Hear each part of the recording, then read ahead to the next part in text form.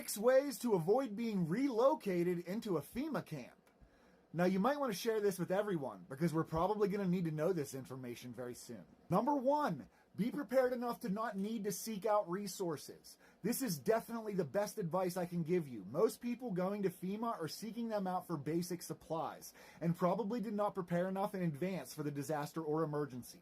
Even if you plan on scavenging for resources, being out and about can increase your exposure to being rounded up by National Guard unit and escorted to a FEMA camp. At the very least, you should have a basic survival kit so you can be self-reliant and not need to seek out help.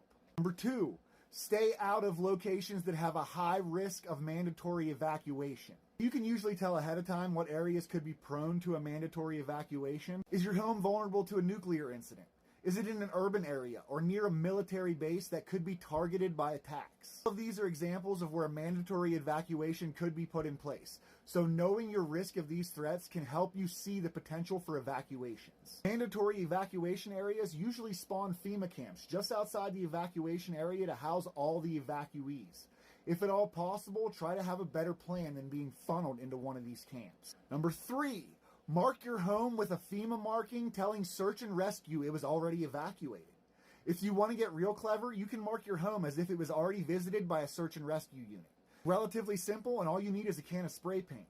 Pair this marking with good light and noise discipline, and your home could be skipped over easily by anyone enforcing a mandatory evacuation. Build yourself a good shelter-in-place kit so you have less need to evacuate in a biological or chemical emergency. Now, don't get me wrong, sometimes you just have to leave. If there's a chemical cloud hanging over your house or a nasty pandemic spreading through the country like wildfire, it may be necessary to bug out if you don't have the proper tools to stay put. Shelter-in-place kit is simply an add-on to your typical survival kit that lets you barricade airflow in your home, making it as airtight as possible. Have a bug-out location that is not your main residence. I can't stress enough. As we touched earlier, location plays a big factor in the risk of being evacuated. Having multiple locations available ensures you don't get pinned down in one spot. Not many people have resources to own multiple properties, so making friends with preppers not in your area comes in handy here. If you don't have any prepper friends that live far enough away, try helping a few non-prepper friends become preppers. Last but not least, stay informed. Know what's going on before a roundup occurs. Information is always key. Communication is passing the information back and forth.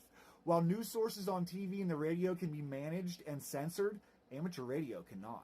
Staying informed during an emergency using CB and ham radios can help immensely. Not only can you stay ahead of any planned evacuations, but you can communicate with others to work together. Now, I know this one was a little on the longer side, but I wanted it to all be in one video. Please share with everyone. AP out.